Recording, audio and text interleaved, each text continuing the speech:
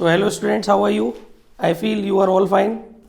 सो हमारा चैप्टर चल रहा था accounting for companies issue of shares. ठीक है, पहले भी कुछ वीडियोस बनाई है जिसमें हम लोग काफ़ी हद तक इस चैप्टर को कवर कर चुके हैं. अब कुछ क्वेश्चंस के थ्रू आज इस चैप्टर को कंक्लूड करने की कोशिश करते हैं. चलिए तो शुरू करते हैं. अगला एग्जाम्पल है हमारा example 34 T.S.. Grewal full. Example 34 T.S.. Grewal full. देखते हैं बेटा एग्जाम्पल 34 में क्या है. देखिए ये जो टॉपिक है ये consideration issue of shares consideration other than cash का टॉपिक है. ओके, जैसे एग्जाम्पल 34 में कह रहा है pass necessary journal entries. Example 34 TS pass necessary journal entries for the following transactions in the books of Gopal limited. Gopal limited की हमें general entry करनी है.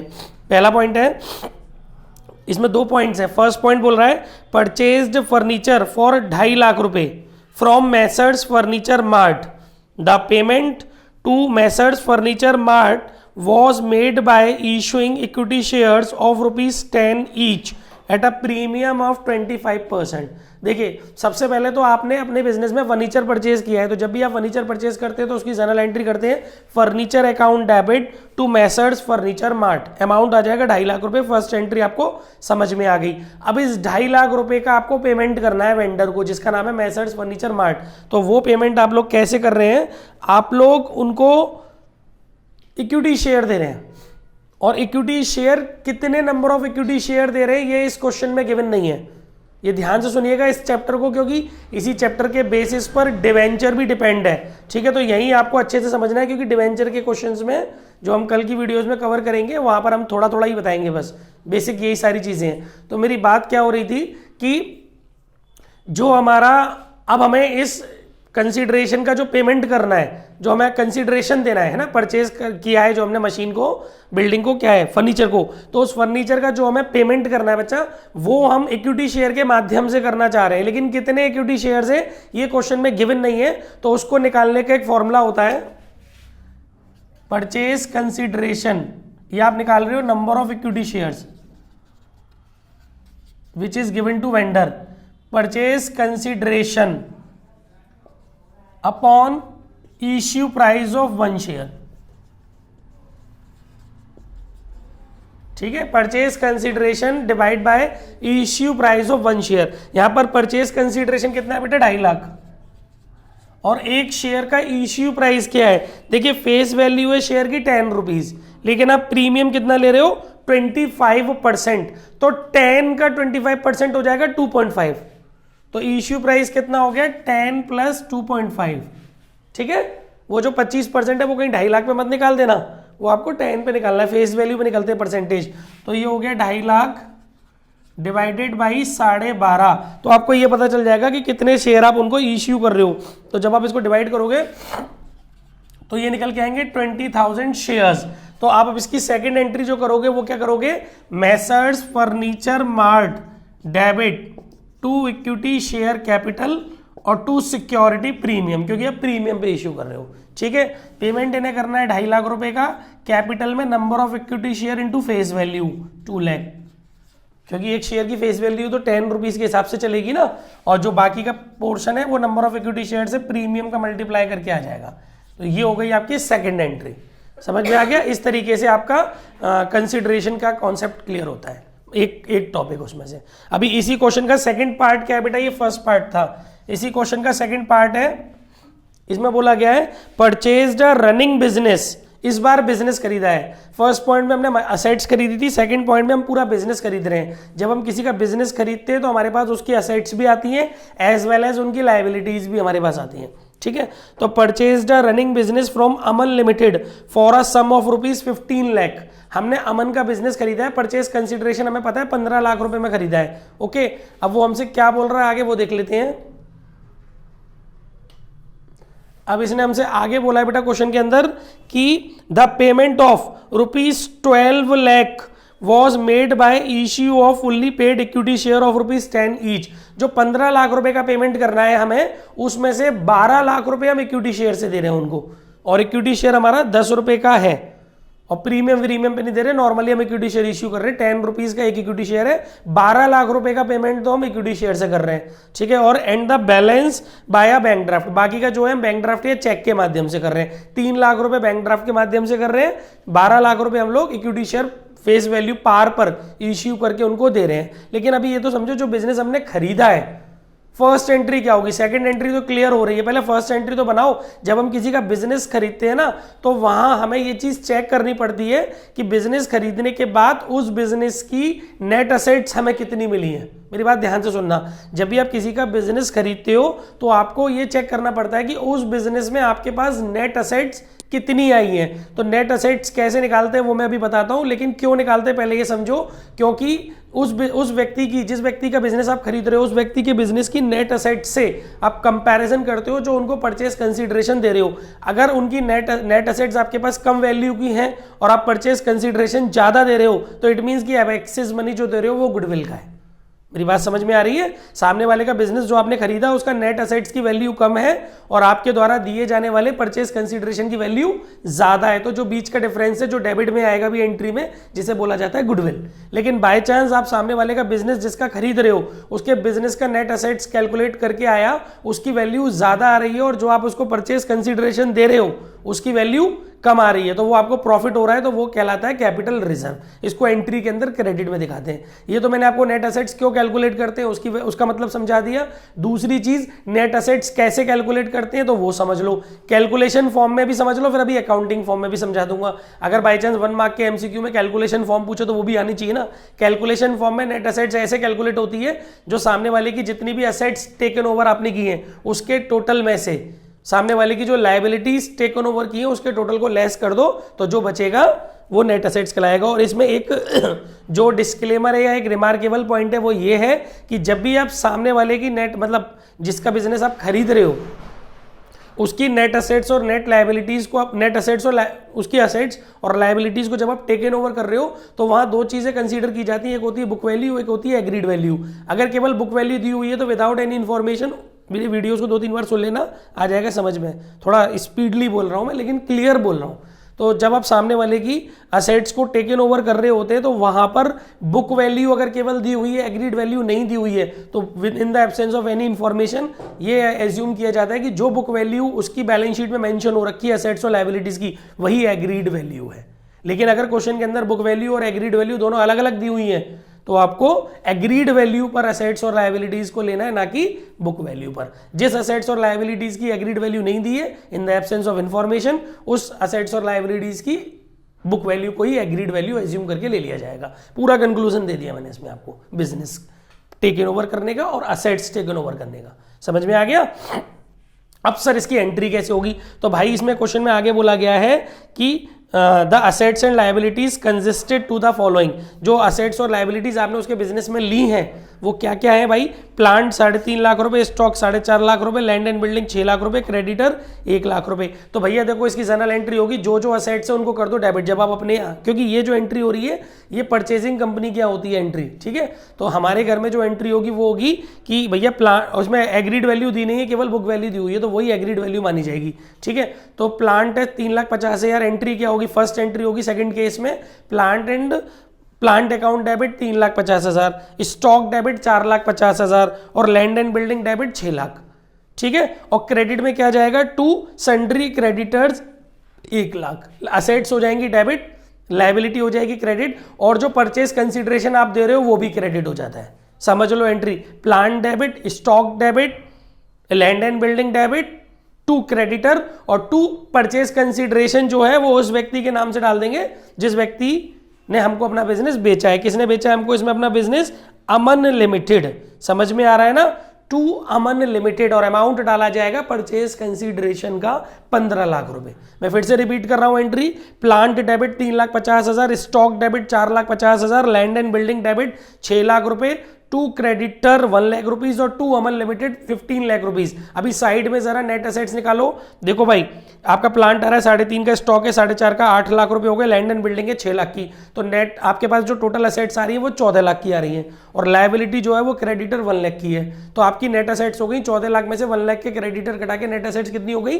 13 लाख रुपए, लेकिन आप उसको परचेज कंसीडरेशन कितना दे रहे हो 15 लाख रुपए, तो आप 2 लाख रुपए ज्यादा दे रहे हो, तो ये गुडविल हो गई, ये डेबिट हो जाएगी। तो final entry is that plant debit, stock debit, land and building debit 2 lakh रुपए की goodwill debit, to creditor 1 lakh रुपए, टू अमन लिमिटेड 15 लाख रुपए। Got it? ठीक है, अब हम पेमेंट करेंगे, तो पेमेंट की तो इसी टाइप की एंट्री होनी है। अमन लिमिटेड डेबिट 15 लाख रुपए, to equity share capital 12 lakh रुपए। There is no need to calculate number of equity shares because there is no premium in this question. ठीक है, तो बिल्कुल क्लियर लैंग्वेज में अमन लिमिटेड डेबिट 15 लाख रुपए क्योंकि आप उसको पेमेंट कर रहे हो, he is a receiver. To equity share capital 12 lakh rupees, और to balance is settled by cheque और ड्राफ्ट, तो to bank account 3 lakh rupees. Clear? कोई दिक्कत, कोई समस्या? यही कॉन्सेप्ट आपका डिवेंचर में भी है। ठीक है, परचेज कंसिडरेशन का, तो ये वहां आप शेयर की जगह डिवेंचर लगा लेंगे, वो मैं कल की वीडियोस में शॉर्ट में समझा दूंगा फटाफट से। आगे बढ़े भाई? ठीक है, चलते हैं फटाफट अपने अगले क्वेश्चन की तरफ।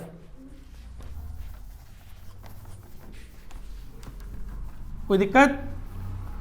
पूछ लेना, कोई दिक्कत हो तो। नेक्स्ट क्वेश्चन है बेटा हमारा इसी कड़ी में अगला क्वेश्चन है, एग्जाम्पल 36 टीएस ग्रेवाल फुल। देखिए इस क्वेश्चन में क्या करना है बेटा हमको, एग्जाम्पल 36 में ये कह रहा है Petromax limited issued 2500 shares of ₹10 each credited as fully paid to promoters for the services rendered to incorporate the company। देखिए आप जानते ही हैं कि प्रमोटर्स कौन होते हैं, जिनके दिमाग में सबसे पहले आइडिया आता है कंपनी को इनकॉर्पोरेट करने का, और जो कंपनी को प्रमोट करता है, कंपनी को स्टेबल बनाता है, ठीक है, कंपनी को स्टैब्लिशमेंट करता है, कंपनी को स्टार्ट करता है, तो इन सर्विसेज के बदले वो अपना रिम्यूनरेशन जो लेगा वो उसकी हमें जर्नल एंट्री करनी पड़ेगी। उसे इनकॉर्पोरेशन एक्सपेंसेस भी कह सकते हो, प्रिलिमिनरी एक्सपेंसेस भी आप इसको बोल सकते हो, और किसी बुक में इसको गुडविल भी बोला जाता है। ठीक है, तो फिलहाल जब आप प्रमोटर को, कंपनी जब प्रमोटर को उसकी सर्विसेज के बदले जो भी देगी उसकी जर्नल एंट्री क्या होगी, आपने फिलहाल उनको 2500 शेयर दिए, 10 रुपए का एक शेयर है, तो गाइज यानी कि 25,000 रुपए का रिम्यूनरेशन आप प्रमोटर को देना चाह रहे हैं, सीधी सी बात ही है, तो उसकी जर्नल एंट्री होगी incorporation expenses account debit to promoters. पहले ड्यू करेंगे फिर पेमेंट करेंगे। कंपनी के लिए तो एक्सपेंसेस है ना, इनकॉर्पोरेशन एक्सपेंसेस है, प्रिलिमिनरी एक्सपेंसेस है, ये जो बिजनेस शुरू करने में किया जाता है। Incorporation expenses account debit to promoters, first entry, और सेकंड एंट्री होगी promoters debit to equity share capital, क्योंकि आप उनका सेटलमेंट कैसे कर रहे हो, इक्विटी शेयर्स के माध्यम से। तो सेकंड एंट्री क्या होगी कि प्रमोटर्स डेबिट, क्योंकि आप पेमेंट कर रहे हो, to share equity share capital. ये हो गया आपका आधा क्वेश्चन खत्म, बाकी का आधा क्वेश्चन रह गया, वो भी पढ़ देते हैं। आगे बोला है इसने, and also issued 2000 shares of ₹10 each credited as fully paid to the underwriters for their underwriting services। underwriters वो होते हैं जो कंपनी के मिनिमम नंबर ऑफ शेयर्स को बिकवाने की गारंटी लेते हैं, अगर उतने शेयर्स वो सेल नहीं करा पाते हैं तो फिर वो खुद खरीदते हैं। तो इस कार्य के लिए वो जो अपना रिम्यूनरेशन या अपना जो भी सर्विसेज लेंगे, सर्विस चार्ज लेंगे, उसको अंडरराइटिंग कमीशन कंपनी के लिए बोला जाता है। तो कंपनी जब उन्हें अंडरराइटिंग कमीशन देगी तो उसकी जर्नल एंट्री होगी underwriting commission account debit to underwriters, और अमाउंट कितना दिया जाएगा बेटा, क्वेश्चन में बोला गया है 2000 शेयर्स 10 रुपीज के हिसाब से, यानी कि 20,000 रुपए। Underwriting commission account debit to underwriters 20,000, ये ड्यू की उनकी सर्विसेज के लिए अमाउंट, अब हम उनको पेमेंट कर रहे हैं शेयर्स के माध्यम से, तो underwriter debit to equity share capital 20,000। Journalise the following entries मैंने बता दिया, जनरलाइज द फॉलोइंग ट्रांजेक्शंस मैंने आपको समझा दिया। कोई दिक्कत आई थिंक समझ में नहीं लग रही होगी, ठीक है। अब चलते हैं अपने अगले क्वेश्चन की तरफ। अगला क्वेश्चन है example 35 TS Grewal part. We will try to cover all the important topics in this semi large video, ठीक है।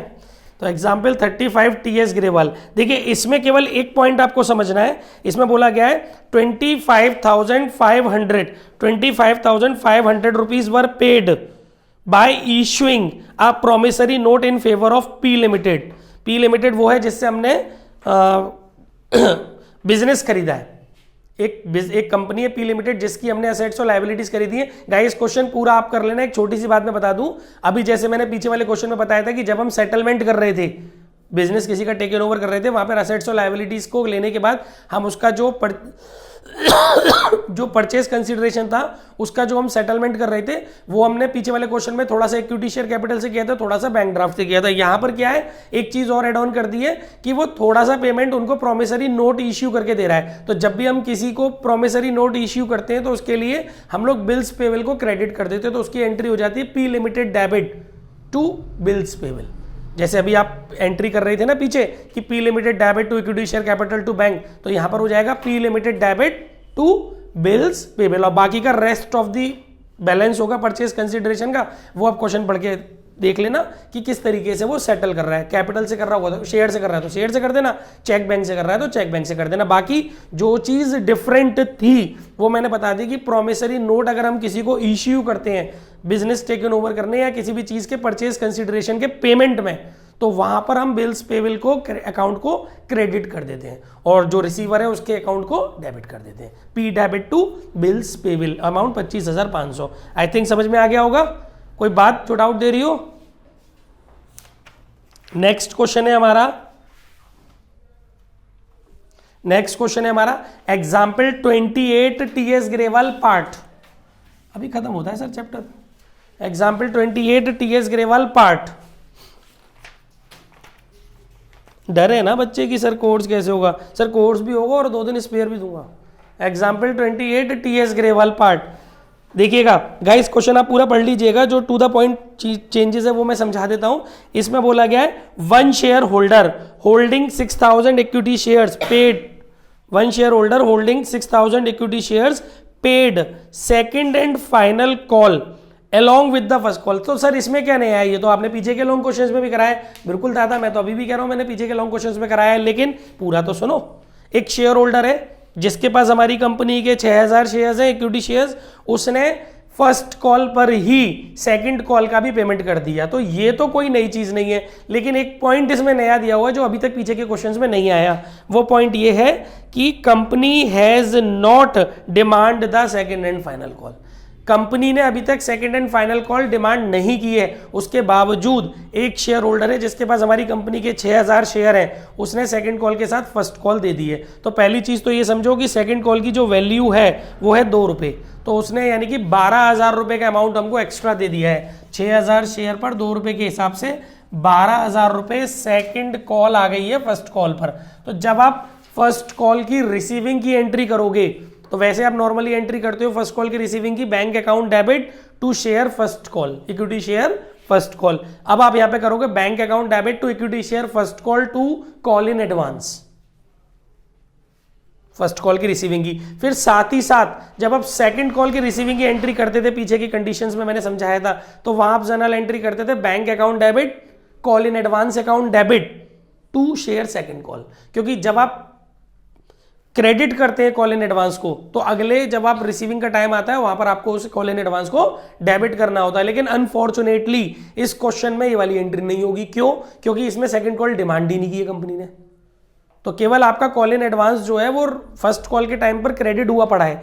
तो ये चीज इस क्वेश्चन में थी कि आप उसको क्रेडिट तो करोगे फर्स्ट कॉल इन एडवांस को फर्स्ट कॉल पर, लेकिन उसको डेबिट नहीं कर पाओगे क्योंकि सेकंड कॉल अभी कंपनी ने डिमांड नहीं की है। और अगर बैलेंस शीट बनाने की बोलता, वैसे तो आपके सिलेबस से आउट है ये चीज, क्योंकि आपके सिलेबस में बैलेंस शीट जो है वो केवल शेयर कैपिटल का प्रेजेंटेशन है। बस आपके कोर्स में इस चैप्टर में बैलेंस शीट के अंदर केवल शेयर कैपिटल का प्रेजेंटेशन ही सीबीएसई के सिलेबस में। फिर भी मैं बता देता हूं, अगर ये आपको बैलेंस शीट बनाने के लिए बाई चांस पूछी जाती है, या फिर एज पर दी नॉलेज आपको पता होना चाहिए कि सर अगर कॉल इन एडवांस का अकाउंट ओपन रह गया, क्योंकि क्लोज तो हो नहीं पाया, फाइनल कॉल की एंट्री हुई क्या इसमें? नहीं हुई। तो जब फाइनल कॉल कंपनी ने मांगी ही नहीं है तो ना तो उसकी ड्यू की होगी फाइनल कॉल की, ना रिसीव की होगी। तो जो call in advance account open रह गया, अगर वो बैलेंस शीट में सिचुएशन में जा रहा होता तो कहां जा रहा होता? Call in advance 12,000 will be shown as other current liabilities under current liabilities. जब आप कंपनी के फाइनेंशियल स्टेटमेंट्स पढ़ेंगे कुछ ही दिनों में, तो आपको वहां समझ में आ जाएगा कि एक हेड होता है करंट लायबिलिटीज के अंदर, एक हेड होता है अदर करंट लायबिलिटी, वहां पर जाता है ये कॉल इन एडवांस अगर अकाउंट ओपन रह जाता है तो। और अगर ये अकाउंट क्लोज हो गया होता, रिसीव्ड की एंट्री फाइनल कॉल की रिसीव्ड की एंट्री करी गई होती और वहां उसे डेबिट कर देते, तो फिर ये नहीं जाता, क्योंकि उसका बैलेंस ही नहीं बचता लेजर का कॉल इन एडवांस के। समझ में आ गया? आई थिंक अच्छे से समझ में आ गया होगा। इसके बाद हमारा नेक्स्ट क्वेश्चन की तरफ चलते हैं। कोई भी दिक्कत हो एंड रेस करके पूछ लेना। सर कुछ पल्ले पड़ रहा है? ठीक है, फेस एक्सप्रेशन ऐसे नहीं है ना। इसके बाद नेक्स्ट है एग्जाम्पल 25 टीएस ग्रेवाल फुल।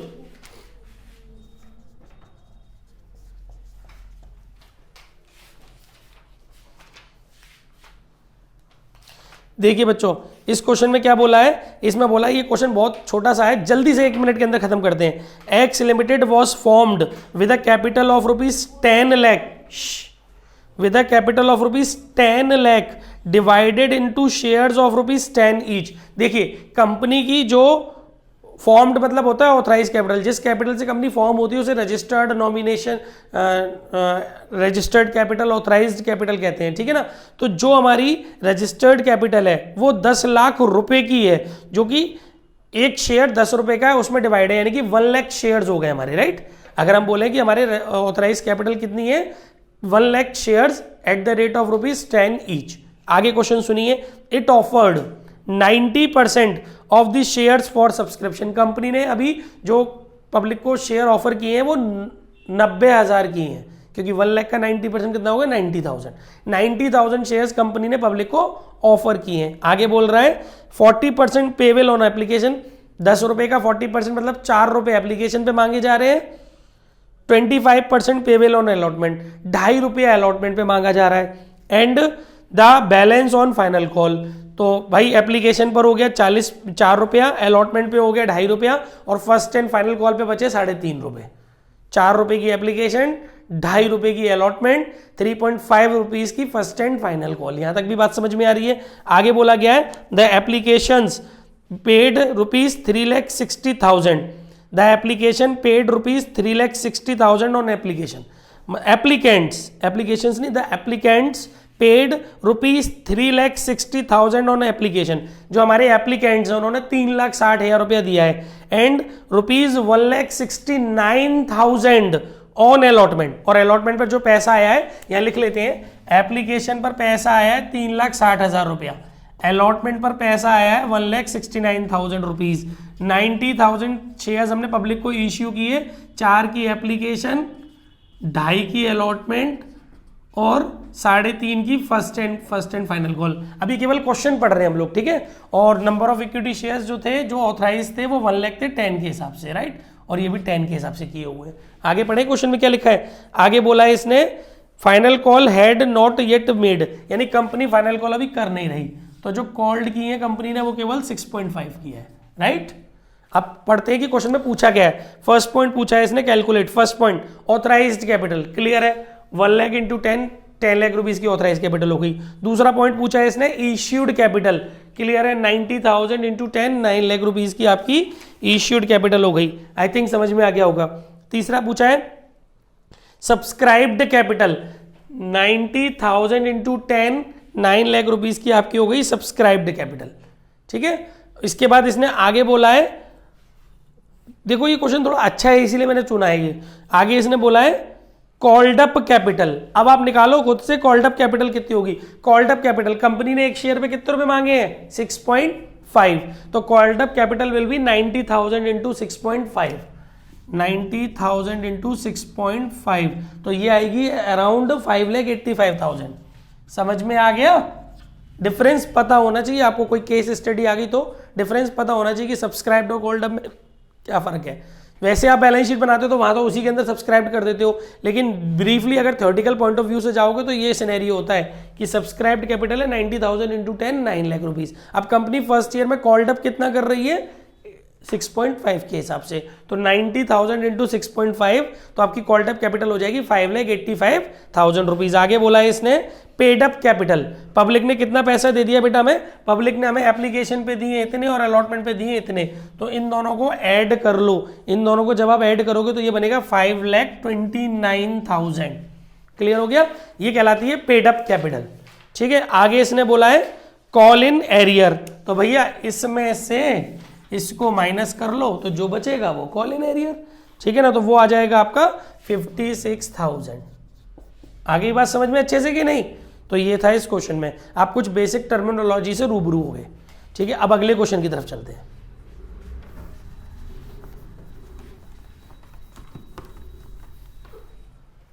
अगला क्वेश्चन है हमारा एग्जाम्पल 24 टीएस ग्रेवाल फुल।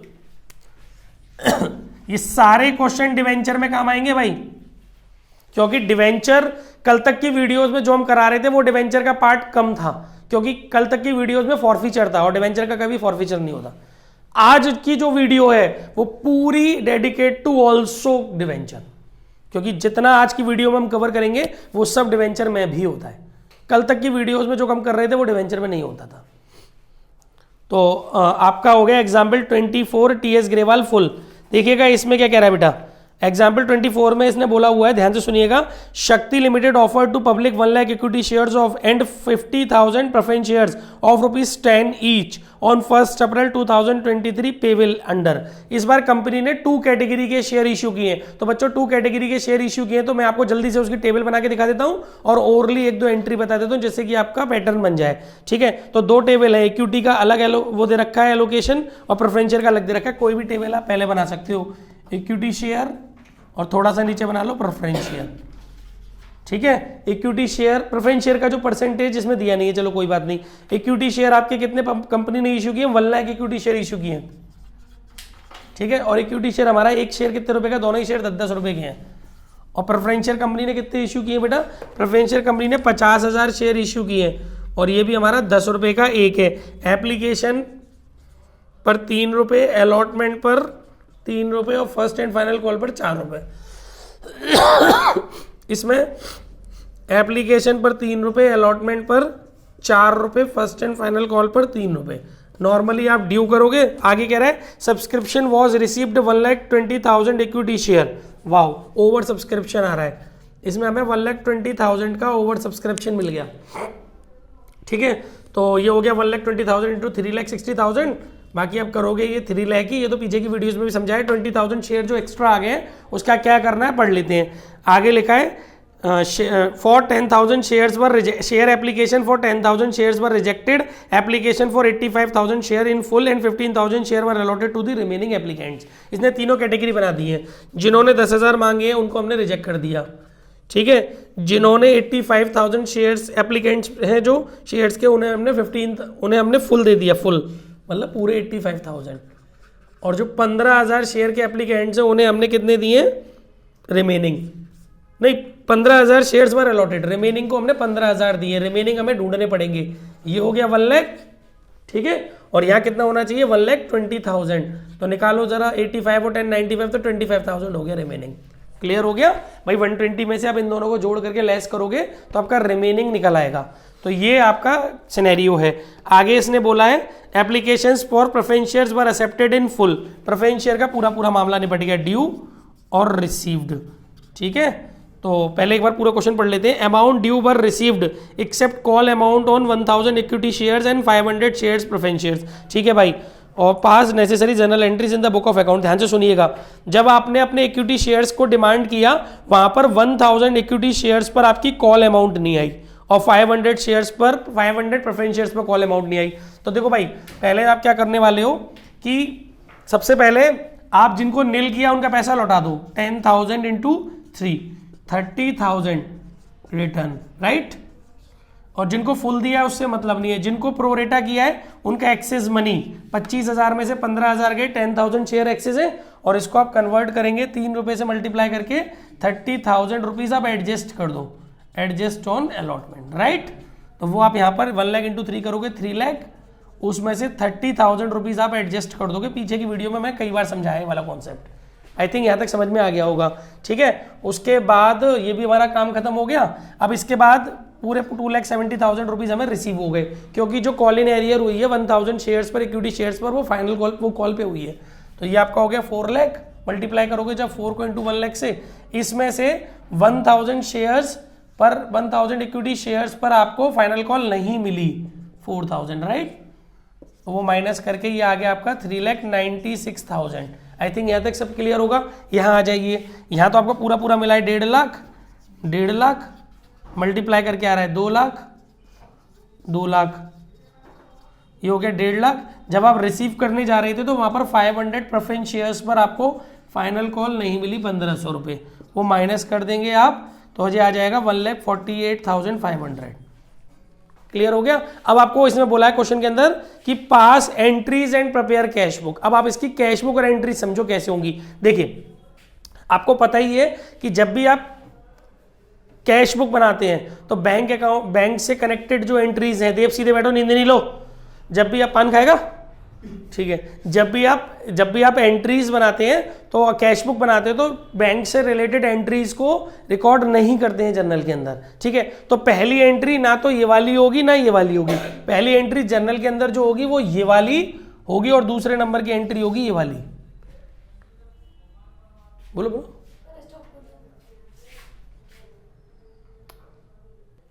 बेटा थोड़ा सा एक मिस्टेक हो गया, एक लाइन हम पढ़ना भूल गए तभी, क्योंकि मैंने वीडियो में भी नहीं बोली वो लाइन। इसमें लिखा है 45,000 प्रेफरेंस शेयर्स रिसीव हुए हैं, तो ये बेटा हमने भले ही पब्लिक को ऑफर किए थे 50,000, पर हमें जो शेयर रिसीव हुए हैं वो 50 नहीं हुए, 45 हुए हैं। तो पूरा जो क्वेश्चन है हमारा 45,000 से होगा। थोड़ी सी मिस्टेक हो गई, कोई बात नहीं, होता रहता है, ठीक है। 45 × 3 135। ये हमारे जो व्यूअर बैठे ना पीछे वो थोड़े सुस्त हैं, चक्कर ही है, जगते हैं पर लेट हो जाते हैं। 135, इसमें से 1500 माइनस करके 133। बोस्टन स्कूल के बच्चे को ज़्यादा उधम बाजे।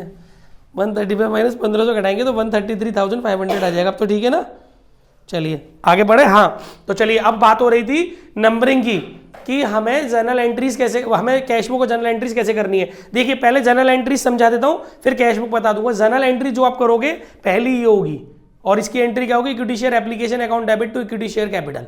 दूसरी ये वाली होगी, एप्लीकेशन निपटाना पहले। दूसरी होगी preference share application account debit to preference share capital. तीसरी ये वाली होगी आपकी, ये वाली, सिर्फ इतनी, equity share allotment account debit to equity share capital. चौथी आपकी ये वाली होगी, चौथी आपकी हाँ ये वाली होगी, preference share allotment account debit to preference share capital. पांचवी आपकी ये वाली होगी, equity share first call account debit to equity share capital, ठीक है। छठवीं जो आपकी होगी, छठवीं आप ये वाली दिखा सकते हो। अगर आप कॉल इन एरियर शो करना चाहते हो, आप पे डिपेंड करता है, पहले की वीडियोस में मैंने बताया भी है। कॉल इन एरियर अगर अकाउंट अगर आप ओपन करना चाहते हो तो छठवीं एंट्री फिर आपको जनरल में ही डालनी पड़ेगी, और कॉल इन एरियर नहीं दिखाना चाहते हो तो ये वाली एंट्री डालने की नीड फिर आपको नहीं है। अगर आप छठवीं एंट्री डालते हो, मतलब call in arrear account open करते हो, तो छठवीं एंट्री आपकी होगी call in arrear account debit to share first call. Call in arrear account equity share, मतलब call in arrear account debit to equity share first call amount आएगा आपका 4,000, ठीक है। फिर सातवीं आपकी हो जाएगी ये वाली, share preference share first call account debit to preference share capital. तो ये आपकी मैक्सिमम जर्नल एंट्रीज होंगी। अब आ जाइए कैश बुक। कैश बुक में क्या होगा, कैश बुक में डेबिट साइड में क्या क्या होगा सुन सकते हैं। ये वाला अमाउंट जाएगा कैश बुक के डेबिट साइड में, to equity share application 3,60,000। Cash book के डेबिट साइड में जो जाएगा वो ये वाला अमाउंट जाएगा, टू इक्विटी शेयर एप्लीकेशन 3,60,000, फिर जाएगा टू प्रेफरेंस शेयर एप्लीकेशन 1,35,000, फिर जाएगा टू इक्विटी शेयर अलॉटमेंट 2,70,000, फिर जाएगा ये वाला amount to preference share allotment debit side में जाएंगे ये सब 1,80,000, फिर जाएगा अगर आप कैश बुक, उससे कोई मतलब ही नहीं है, ये तो नॉर्मल जाएगा आपका to equity share first call 3,96,000, और ये जाएगा ऐसे ही। इसमें फिर आठवीं कॉल इन एरियर की इसमें भी दिखानी पड़ेगी आपको ना, वो जनरल में call in arrear account debit to preference share first call, और बाकी आपका कैश बुक में जाएगा डेबिट साइड में to preference share first call 1,33,500। फिर आप कैश बुक की बैलेंसिंग करेंगे, डिफरेंस करके जो आएगा वो बैलेंस सीडी के नाम से कैश बुक में बंद कर देंगे। कैश बुक भी मैंने आपको इस क्वेश्चन के अंदर रिपीट करा दी, आई थिंक। हाँ रिटर्न क्या करना है, अच्छा हाँ एक एंट्री आपकी रिटर्न की रह गई है, वो आप कैश बुक में क्रेडिट साइड में कर दोगे बाय, केवल यही वाला तो रिटर्न किया है, by equity share application account 10,000 rupees, ठीक है। फिर निकालेंगे अब बैलेंसिंग। मैं तो थोड़ा सा आपको कॉन्सेप्ट समझा रहा हूँ क्योंकि मैं पीछे बहुत डिटेल में बता चुका हूँ। अगर थोड़ी बहुत गलती भी हो जाए तो वो जब आप करोगे तो खुद से सुधार लोगे, बाकी चीजें क्लियर हो गई होंगी, ठीक है। आगे बढ़ते हैं अगले क्वेश्चन की तरफ।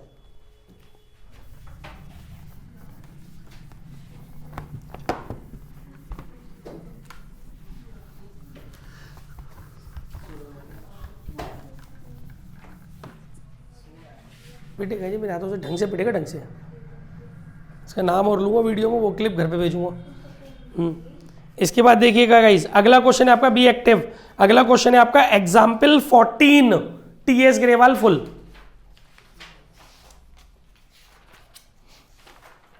एग्जाम्पल 14 में कह रहा है बेटा, ध्यान से सुनिए, to provide employment to the youth and to develop Baramulla district of Jammu and Kashmir, Jyoti power limited decided to set up a power plant. इन्होंने एक पावर प्लांट लगाने का सोचा है बेटा। आगे बोला इन्होंने, for raising funds for company decided to issue 8,50,000 equity share of ₹10 each at a premium of ₹3 per share. Company share issue कर रही है, एक शेयर 10 रुपए का है, 3 रुपए के प्रीमियम पे इश्यू कर रही है बेटा, 8,50,000 इक्विटी शेयर पब्लिक को इश्यू करना चाहती है। The whole amount was payable on application. Okay, ये बच्चा आपका लमसम वाला क्वेश्चन है। अभी तक आपने जितने भी क्वेश्चंस किए वो इंस्टॉलमेंट में थे, जब आपको जो अमाउंट मिल रहा था वो इंस्टॉलमेंट में मिल रहा था। अब आपको लमसम अमाउंट रिसीव हो रहा है, मतलब पूरा की पूरा पैसा आपको एप्लीकेशन पर ही लेना है। समझ में आ रही है ना बात? अब देखिए कैसे करेंगे इसकी अकाउंटिंग, समझ लेते हैं। जब आपको पूरा की पूरा पैसा तो पूरा की पूरा पैसा जो है वो आपको एक साथ लेना है इसके अंदर। तो देखिए कैसे करेंगे, समझते हैं इसको बेटा अच्छे से।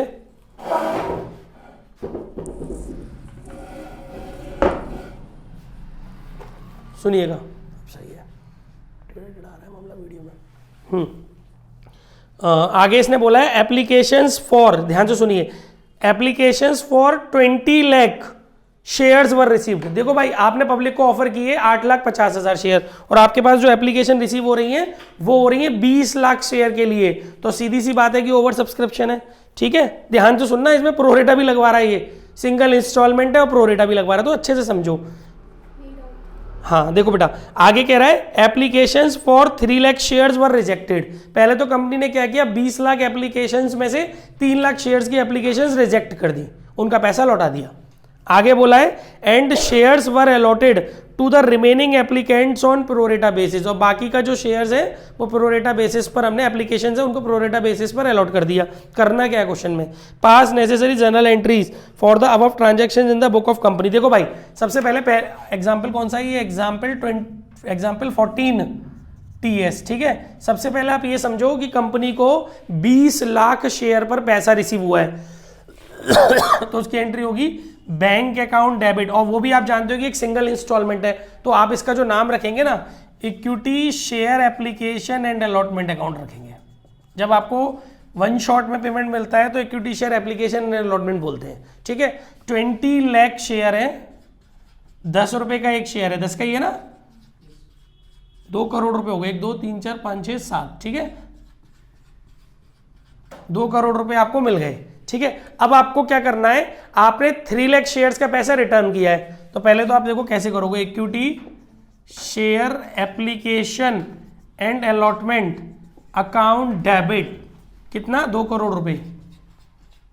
नहीं, आप बेटा भले ही आपको 2 करोड़ रुपए मिले हैं, आपने केवल पब्लिक को ऑफर तो 85,000 किए थे ना। आप क्या करोगे, एक काम करते हैं, देखो समझना मेरी बात को, आपने पब्लिक को 8,50,000 शेयर ही तो ऑफर किए थे। ठीक है ना, तो आप 8,50,000 शेयर का मतलब मिले तो आपको 2 करोड़ है शायद, 2 करोड़ में से आप क्या करोगे, इतना तो आप कैपिटल बना लोगे, to equity share capital account. ठीक है, 8,50,000 इंटू 10, प्रीमियम तो नहीं है इस क्वेश्चन में, 85 लाख प्रीमियम तो नहीं है ना इस क्वेश्चन के अंदर, ये तो आप कैपिटल में कन्वर्ट कर लोगे। 3 रुपए का प्रीमियम भी है। ठीक है, तो भाई फिर यहाँ पे प्रीमियम भी आया होगा, कितना, 3 रुपए पर शेयर का प्रीमियम है। ठीक है, तो प्रीमियम भी आया होगा, प्लस यानी कि आपको ये शेयर कितने का पड़ा, 13 रुपए के हिसाब से पैसा आया होगा फिर आपके पास। समझ रहे हो ना, तो ये कितना हो गया, 2 करोड़ 60 लाख, क्योंकि प्रीमियम भी है ना भाई आपके पास, प्रीमियम भी तो क्वेश्चन में 3 रुपए पर शेयर का। तो ये तो आपका रिसीविंग की एंट्री हो गई। अब आप क्या करोगे, ये जो आपका अमाउंट क्रिएट हुआ है, 2 करोड़ 60 लाख रुपए का अमाउंट क्रिएट हुआ है आपका, अब इस 2 करोड़ 60 लाख रुपए के अमाउंट में से आपने एक तो कैपिटल बना ली अपनी और एक सिक्योरिटी प्रीमियम बना लिया, सिक्योरिटी प्रीमियम। समझिए मेरी बात को, 8,50,000 शेयर, 3 रुपए का प्रीमियम, तो ये आपका अमाउंट आएगा बेटा 25,50,000। ठीक है, ये तो हो गया आपका जो ट्रांसफर करते हैं, एक्सेस मतलब जो आपकी एप्लीकेशन मनी आती है उसको कैपिटल में कन्वर्ट करते हैं, उसका हो गया। और आपने कुछ पैसे लौटाए भी हैं टू बैंक अकाउंट। नॉर्मली उसने आपको क्या बोला है कि 3 लाख शेयर्स का पैसा, 3 लाख शेयर्स की एप्लीकेशन मनी आपने रिटर्न की है ना 13 रुपए के हिसाब से, तो वो कितनी बनी भाई, 3 लाख इंटू 13 करोगे तो ये बनेगी आपकी 3 लाख बनेगी, कितनी बनेगी, 39 लाख, 39 लाख रुपीस बनेगी गाइस। समझिए मेरी बात को, 39 लाख रुपीस बन रही है। लेकिन अगर आप अपनी इस एंट्री को बैलेंस करोगे तो बैलेंस करने में क्या रह रहा है, 85 लाख ये हैं और 25 लाख ये हैं, 85 लाख और 25 लाख 50,000 कितने हुए, 90, 1 करोड़ 10 लाख, 1,10,50,000, ठीक है, 1,10,50,000, तो कितना बैलेंस रह गया? 2,60,00,000 में से 1,10,50,000 तो ये गए, ये बचे कितने आपके? 1,49,50,000, 1,49,50,000। समझिए मैं क्या बोल रहा हूं भाई, आपके पास 2,60,00,000 रुपए आए थे, जिसमें से आपने 85 लाख रुपए की कैपिटल कन्वर्ट कर दी, 25,50,000 रुपए प्रीमियम में ट्रांसफर कर दिए, बाकी आपको कायदे से जो रिटर्न करने चाहिए वो करने चाहिए 39 लाख रुपए। लेकिन अभी आपके पास और भी पैसा बचा हुआ है, देखिए कितना, 1,49,00,000 रुपए, 1,49,50,000 में से 39 लाख रुपए घटाओगे तो कितना और बचेगा बेटा? ये बचेगा 1,09,50,000। सही है?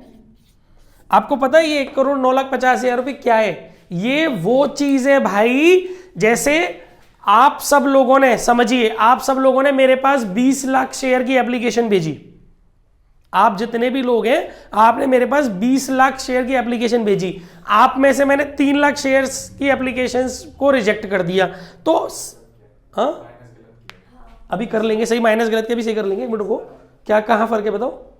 या बनाएगा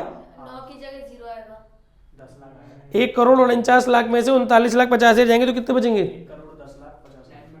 चलो कोई बात नहीं, 1,10,50,000। पहले मेरा कॉन्सेप्ट समझो, वो प्लस माइनस चलता रहता है, ध्यान से सुनो। मैं जो बताने की कोशिश कर रहा हूं, आप कॉन्सेप्ट के कनेक्ट पास आने की कोशिश करो कि मैं क्या बोल रहा हूं। कंपनी ने 20 लाख शेयर, कंपनी को 20 लाख शेयर्स की एप्लीकेशन, 20 लाख शेयर्स पर एप्लीकेशन मनी रिसीव हुई है। कंपनी ने उसमें से 20 लाख शेयर्स में से कंपनी ने 3 लाख शेयर्स रिटर्न कर दिए। तो माइंड सेट करो, अब कितने शेयर्स कंपनी के पास आए हुए हैं? 17 लाख, और कंपनी को देने कितने हैं? केवल 8,50,000, तो दुगने आ गए। 8,50,000 का दुगना 17 लाख होता है। कंपनी जो अलॉट करना चाहती है शेयर्स, वो 8,50,000 शेयर्स अलॉट करना चाहती है आप सब लोगों को, जो बचे हैं, जिनका लौटा दिया उनकी तो कदम गानी। अब जितने शेयर होल्डर, जितने एप्लीकेंट्स आप रह गए हो, आप ही को देना है मुझे शेयर, क्योंकि प्रो रेटा में क्या होता है कि जो रह जाते हैं ना उनको पूरे मतलब उनको सबको मिलते हैं, भले कम मिलते हैं पर सबको मिलते हैं। तो मैं आप सब लोग जिन्होंने 17 लाख शेयर मांगे हैं, आप ही को मैं 8.5 लाख शेयर दूंगा, तो आप ही का तो बचे हुए 8.5 लाख शेयर का पैसा एक्सेस है मेरे पास, और मैं अब आपसे एक ही बार में पूरा पैसा मांग रहा हूं, तो फिर बचे हुए पैसे को मैं क्या करूंगा? आपका पैसा आपको रिटर्न करूंगा, क्योंकि आगे मुझे इंस्टॉलमेंट मांगनी ही नहीं है। तो ये प्रोरेटा में कॉन्सेप्ट होता है कि नहीं होता, कि आप एक्सेस मनी को यूटिलाइज तो कर रहे हैं, लेकिन अगर अमाउंट इतना बल्क में आ गया हो, मैंने एक छोटे से क्वेश्चन में कराया था ऊपर वाले में, 600 वाले में ध्यान है, एक पीछे क्वेश्चन कराया था जिसमें 600 मांगे थे, 500 हमने उसे अलॉट किए थे, 100 शेयर का सीधा इकट्ठा एक ही बार में 10 रुपए वापस किया था, उसने पूरा पैसा एक ही बार में दे दिया था। एक शेयर होल्डर था जिसने 600 शेयर पर एप्लीकेशन पर ही पूरा पैसा दे दिया था। तो ये उसी टाइप की फीलिंग आ रही है इसमें, कि आप लोगों से मैंने एक ही इंस्टॉलमेंट मांगी है और उसमें आप लोगों ने अपना पूरा पैसा दिया as well as excess money दिया। तो भाई जब आपको शेयर्स जितने दिए मैंने, उतने शेयर्स का पैसा मैंने रख लिया। अब जो भी आपका एक्स्ट्रा पैसा बचा है, आगे इंस्टॉलमेंट है नहीं तो मैं क्या करूंगा? रिटर्न करूंगा। तो ये आप लॉजिक समझो, मैंने ये क्यों किया है, इसकी नीड नहीं है करने की। कायदा ये था कि इसमें से इसको घटाता या लिख देता, पर मैंने आपको समझाने के लिए किया है कि जिन लोगों को मैंने 8.5 लाख शेयर दिए हैं, उन्हीं लोगों को मैं 1,10,50,000 रुपए वापस करूंगा, प्लस जिन लोगों को मैंने एक भी शेयर नहीं दिया, उन लोगों को मैं 39 लाख रुपए वापस करूंगा। ये जो वापसी हुई है ना 39 लाख रुपए की और प्लस 1,10,50,000 रुपए की, ये दो कैटेगरी के लोगों को हुई है। 39 लाख रुपए उन लोगों को वापस हुए हैं जिनको हमने एक भी शेयर नहीं दिया, और 1,10,50,000 रुपए उन लोगों को वापस किए जा रहे हैं जिनको हमने शेयर्स दिए हैं, लेकिन उनका पैसा इतना बल्क में है कि अब हमें उसकी नीड नहीं है। समझ में आ गया? हमारी रिक्वायरमेंट ऑलरेडी पूरी हो गई। तो this is also a type of pro रेटा allotment in a lump sum method. I think सारी चीजें समझ में आ गई होंगी। हमें रटना नहीं है बच्चों, समझाना है। रटना होता तो मैं फटाक से कह सकता था कि इसमें से माइनस करो ये हो जाएगा, बट आपको कॉन्सेप्ट समझ में आना चाहिए। क्लियर हो गया अच्छे से? कोई डाउट मन में? हाँ सर, आगे बढ़िए, अगले क्वेश्चन की तरफ चलते हैं। अभी थकना नहीं है, हारना नहीं है, बैठे रहो, पढ़ते रहो। जिसको घर पे कॉल करना हो कर देना, आधे घंटे का टाइम दे दो घर पर, आधे घंटे में कंक्लूजन पे आ जाएंगे। देखिए गाइस अगला क्वेश्चन है हमारा एग्जाम्पल 11 टीएस ग्रेवाल फुल। भूमिका तुम्हें घर पे फोन करना हो तो कर दो, मम्मी ने एक बार बोला था कि फोन करवा देना, सर लेट हुआ करे तो। Example 11 TS Grewal full. देखो बेटा इसमें क्या कह रहा है, Guru limited invited applications for 5 lakh equity shares of ₹10 each at a premium of ₹5 per share. Company ने जो एप्लीकेशंस दी है वो 5 लाख शेयर की दी है। कंपनी ने ऑफर किया पब्लिक को 5 लाख शेयर्स, ₹10 का शेयर है और ₹5 का प्रीमियम है। Because of favourable market conditions the issue was over subscribed and applications for 15 lakh shares were received. देखिए आपने जो इश्यू किया है, आपने जो पब्लिक को ऑफर किया है वो 5 लाख शेयर्स किए हैं और जो लोगों ने एप्लीकेशन मनी भेजी है वो 15 लाख शेयर की भेज दी। ठीक है, आगे क्या कह रहा है वो, suggest the alternatives available to the board of directors for the allotment of share. ऐसे भी क्वेश्चन बाई चांस 1 मार्क में पूछ सकता है आपसे कि आपके पास कंपनी के पास क्या क्या ऑल्टरनेट्स हैं इस सिचुएशन को डील करने के। तो देयर आर 3 ऑल्टरनेट्स, वो आपको पता होने चाहिए, टेक्निकली नेम उनके पता होने चाहिए। वैसे तो आपने क्वेश्चंस में किए हैं ये ऑल्टरनेट, बट स्टिल आपको टेक्निकली भी नेम पता होने चाहिए। तो मैं आपको पढ़ के बता देता हूं। फर्स्ट ऑप्शन है आपके पास, excess application money may be rejected, access applications may be rejected and share may be allotted to the remaining applicants in full। जो एक्सेस आया है वो लौटा दो। जैसे एक्सेस कितना भाई 5 लाख शेयर के लिए चाहिए था, 15 लाख के लिए आ गया तो 10 लाख शेयर का पैसा वापस कर दो और 5 लाख शेयर्स को पूरे के पूरे 5 लाख शेयर्स के एप्लीकेंट्स को पूरे के पूरे 5 लाख शेयर्स अलॉट कर दो। एक तो ऑप्शन आपके पास ये है, समझ में आ रहा है। दूसरा ऑप्शन आपके पास टेक्निकली क्या है, शेयर्स में be allotted to all applicants on pro rata. किसी को कोई शेयर वापस मत करो, सबको थोड़े थोड़े शेयर दो। 15 लाख शेयर एप्लीकेंट्स को 5 लाख शेयर्स अलॉट करो और प्रोरेटा बेसिस पर। दूसरा ऑप्शन ये है। तीसरा ऑप्शन क्या है, some applications may be rejected. जैसे 15 लाख आएंगे उनमें से मान लो 2 लाख की शेयर्स वापस कर दिए, थोड़े से रिजेक्ट कर दिए। सम applications may B अलॉटमेंटेड in full. 6 lakh के हमने मान लो पूरे फुल कर दिए कि भाई 2 लाख को, एक एग्जाम्पल दे रहा हूं, 15 लाख में से ऐसे कर सकते हैं भाई 2 लाख को हमने रिजेक्ट कर दिया, 6 लाख को फुल कर दिया, अब बाकी जो बचा 6 और 2 8 बचा 7 लाख, उनको प्रोरेटा कर देते हैं।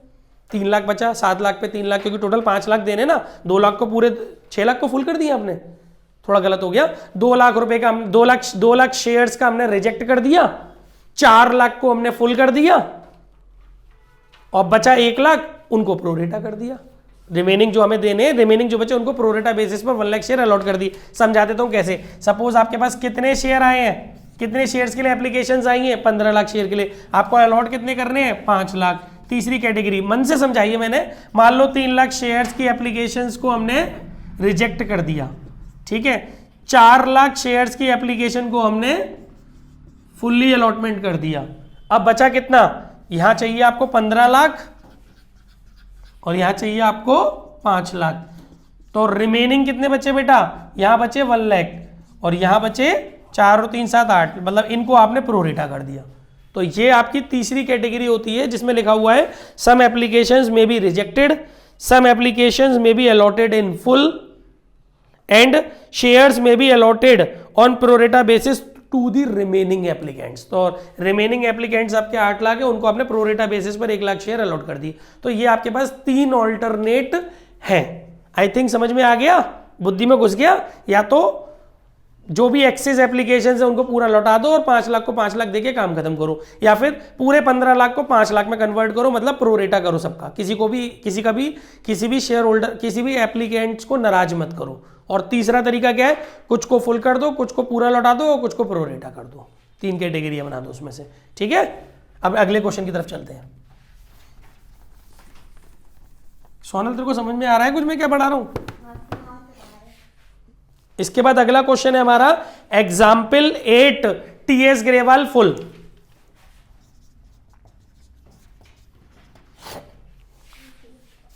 देखिए बेटा इसमें क्या कह रहा है ध्यान से सुनना।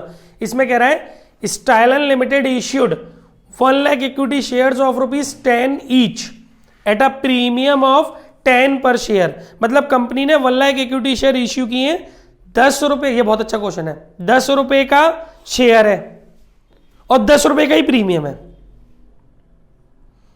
पेविल as follow, ₹10 per share on application. हमने पब्लिक को ऑफर किया है भाई 1 लाख शेयर हमारे ले लो, एक शेयर की फेस वैल्यू ₹10 है प्लस ₹10 प्रीमियम है, यानी कि ₹10 का शेयर ₹20 का पड़ेगा। अब हमने जो इंस्टॉलमेंट्स बनाई है वो किस तरीके से बनाई है, ₹10 ऑन पर शेयर एप्लीकेशन। हम एप्लीकेशन पर ₹10 मांग रहे हैं and balance on allotment. The issue was subscribed and the shares were issued to applicants, pass necessary journal entries. देखो बच्चों, इसमें सबसे पहले आपने कंपनी ने 1 लाख शेयर्स इश्यू किए हैं और आया कंपनी के पास कितना, ₹20 के हिसाब से, तो कंपनी के पास कितना पैसा आया होगा, ₹20 लाख। पहली जनरल एंट्री क्या होगी, bank account debit to share application account. Application and allotment मत कर देना क्योंकि 2 इंस्टॉलमेंट है। Bank account debit to share application ₹20 lakh, ₹20 lakh, ₹10 lakh. अच्छा, एप्लीकेशन पर ₹10 के हिसाब से आई, ओके फाइन। एप्लीकेशन पर हमने ₹10 मांगे है ना, बाकी के ₹10 तो हमने अलॉटमेंट पे मांगे हैं, समझ रहे हो। Bank account debit to share application account, ये आपका आ गया ₹10 लाख। क्लियर हो गया। अब आप इसको ड्यू कर लो, share application account debit to share capital ₹10 lakh. Clear. अब चलो थर्ड एंट्री पे। अच्छा, जो थर्ड एंट्री में अब ड्यू होगी आपकी अलॉटमेंट पर आपको कैपिटल नहीं चाहिए क्योंकि जो प्रीमियम है विदाउट एनी, अच्छा इसमें इस क्वेश्चन में क्लियर किया है उसने कि जो ₹10 का प्रीमियम है वो कहां पे मांगा जा रहा है, नहीं किया। विदाउट एनी इंफॉर्मेशन प्रीमियम कहां पे मांगा जाता है, अलॉटमेंट पे। और प्रीमियम है कितना, ₹10 और अलॉटमेंट में मांगना कितना है, ₹10 मांगना है। तो इसका मतलब जो अलॉटमेंट पे हम डिमांड कर रहे हैं ना वो प्रीमियम की कर रहे हैं। तो जब हम अलॉटमेंट पे प्रीमियम की डिमांड करते हैं तो उसकी ड्यू की एंट्री क्या होती है मालूम है। वैसे नॉर्मली अलॉटमेंट पे ड्यू की एंट्री क्या होती है कि equity share allotment account debit to share capital to security premium, पर वो जो ₹10 मांगे जा रहे हैं वो पूरे के पूरे प्रीमियम के, ना कि कैपिटल के। तो कैपिटल हटा दो उसमें से, मेरी बात समझ रहे हो ना। तो एंट्री क्या होगी, share allotment account debit to security premium. ये थी यूनिक एंट्रीज के अंदर। बात समझ में आ गई। जो अलॉटमेंट पे आपने इस बार ₹10 मांगे हैं वो प्रीमियम के नहीं, वो कैपिटल के नहीं है, वो काहे के हैं, प्रीमियम के हैं। तो ड्यू की एंट्री कितनी यूनिक होने वाली है, share allotment account debit to security premium, वो भी ₹10 लाख आएगा आपका, 1 लाख इंटू 10। और फिर रिसीव में तो नॉर्मल एंट्री होती है, bank account debit to share allotment ₹10 lakh. I think अच्छे से समझ में आ गया होगा कॉन्सेप्ट। बेसिक से बेसिक बात आपको बताई जा रही है। नेक्स्ट क्वेश्चन की तरफ चलते हैं हम। बहुत स्पीड से खींचे हैं कई सारे क्वेश्चंस। अगला क्वेश्चन है हमारा एग्जाम्पल 7 TS ग्रेवाल पार्ट। देखिए इसमें क्या करना है, ध्यान से देखिएगा बेटा। इसमें बोला है कि बैलेंस शीट बनानी है आपको, है ना। तो बैलेंस शीट में कुछ तो यूनिक होगा, इसलिए मैंने अंडरलाइन किया है। तो मैं क्वेश्चन में आपको समझाता हूं कि क्या यूनिक है। देखो सिमको लिमिटेड है जिसने कंपनी ने 20,000 इक्विटी शेयर ₹10 का एक है, 20% का प्रीमियम है। बच्चों जो 20% है वो काय पे निकलेगा, ₹10 पर, क्योंकि मैंने बोला था कि फेस वैल्यू पे परसेंटेज निकालना। तो प्रीमियम कितना हो गया, ₹2। ₹10 का 20% तो प्रीमियम कितना हो गया, ₹2। तो ₹10 का शेयर है, ₹2 का प्रीमियम है। कंपनी ने पब्लिक को 20,000 शेयर ऑफर किए हैं along with the application. Premium जो लेना है वो एप्लीकेशन पे लेना है, ठीक है। आगे क्या बोला है, all the shares were applied and डली अलॉटेड, यानी कि इसका मतलब सिंगल इंस्टॉलमेंट है इसके अंदर। एप्लीकेशन पर ही प्रीमियम है और एप्लीकेशन पर ही पूरा पैसा लेना है, बात खत्म हो जाती है। पास नेसेसरी जनरल एंट्रीज और बैलेंस शीट। अब मैंने मालूम है ये बैलेंस शीट क्यों रख दी है सामने, कहीं आपके मन में ये डाउट नहीं आ जाए कि सर आपने अभी तक हमें वो वाली बैलेंस शीट तो बताई नहीं। शेयर कैप बैलेंस शीट के अंदर शेयर कैपिटल का प्रेजेंटेशन वो तो आपने समझाया नहीं जिसमें लमसम होता है। सर आपने इंस्टॉलमेंट वाले तो समझा दिए, तो दादा काहे परेशान होते हो, we are here why to fear, ठीक है। तो गाइज इसमें जो है प्रेजेंटेशन रहेगा वो रहेगा, बैलेंस शीट बनाओगे, इक्विटी एंड लायबिलिटी लिखोगे, उसके अंदर हेडिंग डालोगे शेयर होल्डर फंड, उसके अंदर हेडिंग डालोगे शेयर कैपिटल, नोट नंबर डालोगे 1, और फिर उस नोट्स टू अकाउंट में उसको लेके जाओगे। सबसे पहले आप लिखोगे शेयर कैपिटल, उसके नीचे लिखोगे आप लोग ऑथराइज्ड कैपिटल, उसके अंदर लिखोगे आप, यहाँ पर ऑथराइज्ड दिए नहीं है तो डैश कर दोगे, लिखते जरूर है भले ही डैश लिखे, dash equity shares of ₹10 each dash, but double line से बंद कर देंगे। उसके बाद आगे लिखोगे आप इश्यूड कैपिटल, कंपनी ने कितने शेयर इश्यू किए, 20,000 equity shares of ₹10 each, ₹2 lakh आप लिख करके डबल लाइन से बंद कर दोगे। उसके बाद डालोगे आप सब्सक्राइब्ड कैपिटल, सब्सक्राइब्ड के अंदर क्या डालोगे, fully paid, subscribed and fully paid, क्योंकि कोई पंगा तो है ही नहीं इसके अंदर, ठीक है। मतलब अब लमसम की बैलेंस शीट सीखो कैसे हो रही है। तो भैया चाहे लमसम हो चाहे इंस्टॉलमेंट हो, बैलेंस शीट को कोई मतलब नहीं होता इन बातों से, क्योंकि टुकड़े मिल मिल के बनी तो कैपिटल ही होती है, और इकट्ठी मिल गई तो भी कैपिटल बनी है। तो ये केवल मन का वहम है, मन का धन है ये, कि हम इंस्टॉलमेंट में अलग बैलेंस शीट बनाने वाले हैं और लमसम में अलग बनाने वाले, घंटा पैसी बनेगी। सब्सक्राइब्ड कैपिटल जिसके अंदर 20,000 शेयर्स ऑफ ₹10 ईच, 2 लाख रुपए की सब्सक्राइब्ड कैपिटल हो गई, सब्सक्राइब्ड एंड फुल्ली पेड में जाएगी ये, ठीक है। इसके बाद जो टोटल बनेगा वही 2 लाख रुपए उठा के आपका शेयर कैपिटल में रख दिया जाएगा। फिर मेन बैलेंस शीट के अंदर दूसरा नंबर डालेंगे आप, रिजर्व एंड सरप्लस, फिर उसको आप नोट्स अकाउंट में लाएंगे, उसके अंदर सिक्योरिटी प्रीमियम जो आपको मिलने वाला था एप्लीकेशन पर 40,000 रुपए का, वो डाल देंगे। आई थिंक समझ में आ गया होगा, ठीक है गाइस। आगे बढ़ते हैं अपने अगले क्वेश्चन की तरफ।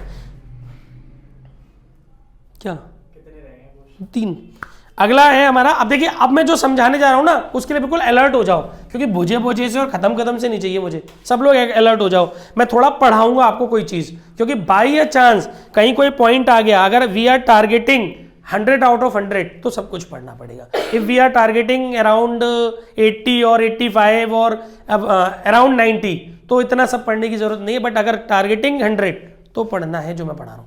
देखिए इसमें बेटा एक चीज है, अच्छा पीछे अभी मैं पढ़ा रहा था तो एक पॉइंट मेरे से रह गया था थ्योरेटिकली, वो मैं समझा देता हूं आपको। एक पॉइंट पीछे रह गया था बेटा मुझसे थ्योरेटिकली, न्यूमेरिकली नहीं, थ्योरेटिकली। एक टॉपिक होता है मिनिमम सब्सक्रिप्शन, थोड़ा सा सुन लो इसके बारे में, क्योंकि क्या मालूम अभी अजर्स एंड रीजन आ गया इसमें से, तो सुनिएगा जरा, सुनिए बस, अब पलटा पुलटी मत करिए पन्नों को। सेक्शन 39(1) सुनिए, section 39(1) of the companies act 2013 permits companies to decide minimum subscription। मतलब सेक्शन 2013 में कंपनी एक्ट 2013 में सेक्शन 39(1) में कंपनी को परमिशन दी गई है कि जो मिनिमम सब्सक्रिप्शन है वो आप अपने हिसाब से डिसाइड करो। लेकिन आगे क्या लिखा है, however SEBI prescribes minimum subscription to be 90% of the share issued. मतलब वैसे तो कंपनी अपने हिसाब से मिनिमम सब्सक्रिप्शन रख सकती है। जैसे मिनिमम सब्सक्रिप्शन का क्या मतलब है कि जैसे मान लीजिए मैं आपको बोलूं कि भाई 1 लाख शेयर मैं पब्लिक को ऑफर कर रहा हूं, अगर 80,000 शेयर भी आ जाएंगे अंडर सब्सक्रिप्शन में तो अभी मैं रोजा खोल दूंगा, मतलब उन लोगों को शेयर अलॉट कर दूंगा। ये तो सेक्शन 39(1) के अकॉर्डिंग हो गया। लेकिन सेबी के अकॉर्डिंग ये रूल है कि अगर जो शेयर आपने ऑफर किए हैं उसका 90% अगर आपके पास नहीं आ रहा सब्सक्रिप्शन तो आप शेयर अलॉट ना करें। समझ रहे हो, ये बात बहुत यूनिक है, आपको पता होनी चाहिए। थोड़ा सा और पढ़ देता हूं उसके बारे में, लेकिन पढ़ूंगा जब बच्चे पन्ने नहीं पलटेंगे। हाँ सुनो, सुनी हुई चीजें दिमाग में रहती हैं। सुनिए बेटा, Thus, when the shares are offered to public for subscription, minimum subscription prescribed by SEBI has to be followed. The final conclusion is that कि आपको SEBI को ही फॉलो करना पड़ेगा अगर हम पब्लिक को सब्सक्रिप्शन के लिए ऑफर कर रहे हैं तो, ठीक है ना। अगर हम पब्लिक के लिए अपने शेयर्स को चाहते हैं कि लोग सब्सक्राइब करें तो आपको सेबी को फॉलो करना पड़ेगा। 90% से कम के केस में आपको सब्सक्रिप्शन नहीं करना चाहिए, शेयर अलॉट नहीं करने चाहिए। अगर आपका subscription offer number of offer share से 90% एटलीस्ट नहीं आ रहा तो आप नहीं करिए शेयर्स अलॉट, ठीक है। If minimum subscription is not received by the company it can not allot the share, जो मैं बोल रहा हूं। As a result it will have to refund the application money to the subscriber. आपको उनका पैसा उनको वापस करना पड़ेगा। आपने 1 लाख शेयर पब्लिक को ऑफर किए, पब्लिक के केवल 70,000 शेयर के लिए एप्लीकेशन आई। इतनी बुरी किस्मत तुम्हारी कि 70,000 शेयर के लिए एप्लीकेशन लोग बाग भेज रहे हैं, तो वापस करो भैया, ना करना अलॉटमेंट, सेबी ने मना कर रखा है। According accounting treatment in case under subscription और minimum subscription is received account, फिर वो तो आप जानते हो कि मैंने अंडर सब्सक्रिप्शन की जनरल एंट्रीज वगैरह तो सब सिखा दी ना आपको। चलिए अब जो मैं आपको पढ़ाने जा रहा हूं वो सुनिएगा। अब मैं आपको पढ़ाने जा रहा हूं आसवा, ASBA, जो कि TS ग्रेवाल में पेज नंबर लेटेस्ट बुक में पेज नंबर कितना है ये 8.19, पेज नंबर 8.19 और 8.20 पे पहले थोड़ी सी इसकी थ्योरी पढ़ाऊंगा, फिर इससे रिलेटेड दोनों न्यूमेरिकल समझाऊंगा, क्योंकि बाई चांस कहीं असर्शन रीजनिंग या किसी भी चीज में आ गए तो आपके मार्क्स नहीं जाने चाहिए। धैर्य से सुनेंगे और एक्टिव होकर सुनेंगे, बहुत यूनिक चीज आपको सुनने को मिलेगी। पहले हमने नहीं पढ़ी थी ना उस टाइम पे, अब पढ़ेंगे। देखिएगा बेटा, ध्यान से सुनिएगा, be alert. Application supported by blocked amount, इसे बोलते हैं ASBA ASBA. Application supported by blocked amount क्या होता है सुनिए। ASBA is a system of applying for share और सिक्योरिटीज। अगर कोई शेयर होल्डर आसबा के थ्रू अप्लाई करना चाहता है तो वो एसबा के थ्रू भी अप्लाई कर सकता है ना। Whereby the applicant authorises, इसमें क्या होता है कि applicant authorises his bank to block the application money. मतलब मान लो मेरे को किसी कंपनी के शेयर्स की एप्लीकेशन मनी भेजनी है, किसी कंपनी के शेयर्स को मैं खरीदना चाहता हूं तो पहले मुझे एप्लीकेशन मनी देनी पड़ेगी। तो एप्लीकेशन मनी मैं कंपनी के अकाउंट में डिपॉजिट ना करके या कैश के या किसी भी और ब्रोकर के थ्रू वैसे डिपॉजिट ना करके अपने बैंक अकाउंट से डिडक्ट करवा रहा हूं। तो यहां पर मैं अपने बैंक अकाउंट को ऑथराइज करता हूं एक एप्लीकेंट होने के नाते कि आप जितना मैं चाहता हूं शेयर्स को परचेज करना, उतने शेयर की एप्लीकेशन मनी पर होल्ड लगा दीजिए मेरे अकाउंट में। ब्लॉक, आप वो जब सपोज मैं चाहता हूं कि सामने वाली कंपनी के 1 लाख शेयर्स मैं खरीदूं और एक शेयर की कंपनी ने एप्लीकेशन मनी रखी है 2 रुपए, तो मैं अपनी बैंक को ऑथराइज करूंगा कि मेरे अकाउंट में 2 लाख रुपए पर होल्ड लगा दीजिए। अगर जैसे ही मैंने ऑथराइज कर दिया तो इसका मतलब है कि अब 2 लाख रुपए मैं अपने अकाउंट से विड्रॉ नहीं कर सकता जब तक कंपनी मुझे शेयर अलॉट ना कर दे। अभी मैं पूरा सिस्टमैटिक तरीके से समझा रहा हूं, ध्यान से सुनो, सुनते जाना। दैट इज प्लेस लाइन, एक लीन लगा दी जाती है, प्लेस लीन के लो, हाँ, place lien on the application amount. Application amount के बराबर अमाउंट मेरे अकाउंट में से लीन हो जाएगा, ब्लॉक लग जाएगा, ठीक है। The effect of placing lien on the amount is that, क्या फर्क पड़ेगा, द अकाउंट होल्डर यानी कि मैं will not be able to withdraw और use the amount till the time of lien of the bank remains. जब तक bank उस पर लीन लगा करके रखेगी, LEIN लीन, ठीक है, लाइन भी बोलते हैं बहुत से लोग, बैंक उस पर लाइन लगा करके रखेगी तब तक मैं उस अमाउंट को ना तो विड्रॉ कर सकता हूं ना ही उसको यूज कर सकता हूं किसी भी और ऑनलाइन ट्रांजैक्शन में। क्लियर हो रहा है, समझ में आ रहा है आगे। अब इसके एडवांटेज भी बताएंगे कि क्यों मैं इस पर लाइन लगवा रहा हूं, क्या बेनिफिट्स होंगे, सुनो ध्यान से। ऑन शेयर्स और सिक्योरिटीज बीइंग अलॉटेड, जब कंपनी हमें शेयर्स अलॉट करेगी, एप्लीकेशंस और अलॉटमेंट में टाइम लगता है ना, तो the bank will transfer the amount due on allotted shares और securities to the company. Suppose मान लो कंपनी ने, हमने तो 1 लाख शेयर के लिए एप्लीकेशन मनी भेजी थी, कंपनी ने हमें केवल 40,000 शेयर अलॉट किए, तो 40,000 शेयर का 2 रुपए के हिसाब से 80,000 रुपए बैंक हमारे अकाउंट में जो लाइन लगी हुई थी उसमें, है ना, तो उसमें से लाइन बैंक हटा देगी और 80,000 रुपए हमारे अकाउंट में से काट के उस कंपनी के अकाउंट में ट्रांसफर कर देगी और 1,20,000 रुपए लगी बची हुई 1,20,000 रुपए जो होल्ड था, जो ब्लॉक था, जिसमें लाइन लगी हुई थी, वो हट जाएगी और we will able to use this amount. लेकिन ये सब होगा कब, जब company number of shares allot कर देगी तब। समझ में आ रहा है ना। And remove lien on the balance amount, 1,20,000 रुपए पर लाइन हट जाएगी। The effect of ASBA is as follow, क्यों हम लोग आसवा को प्रमोट करते हैं, क्यों हमें आसवा के थ्रू एप्लीकेशंस मनी सेंड करनी चाहिए कंपनी में, सुनिए। Account holder will get interest on the blocked amount till the time shares of securities are allotted. Suppose मान लो कंपनी को मैं अगर किसी कंपनी में 2 लाख रुपए भेजूं और 1 महीने बाद मुझे मालूम पड़ा कंपनी ने केवल मेरे 80,000 रुपए रखे और बाकी 1,20,000 रुपए मुझे वापस कर दिए, तो क्या वो 2 लाख रुपए पर 1 महीने की कंपनी मुझे ब्याज देगी? नहीं देगी। लेकिन आपके बैंक अकाउंट के थ्रू, आसवा के थ्रू आप अगर किसी कंपनी में अप्लाई करते हो, एप्लीकेशन मनी भेजते हो, तो कंपनी में से पैसा, आपके खाते में से पैसा कटता नहीं है, ना उस कंपनी को मिलता है। 1 महीने तक आपके बैंक अकाउंट में ही रहेगा पैसा पूरा 2 लाख रुपया, लेकिन लाइन लग गई है, आप यूज नहीं कर सकते हो, लेकिन अकाउंट में तो है ना पैसा, तो इसीलिए आपको इंटरेस्ट मिलती है। समझ में आ रहा है। तो एक तो कितना बड़ा एडवांटेज ये है ना। दूसरा, मान लो कल को कंपनी भग गई तो वो चीज बच गई। आप बहुत सारी बातें हैं, सुनो।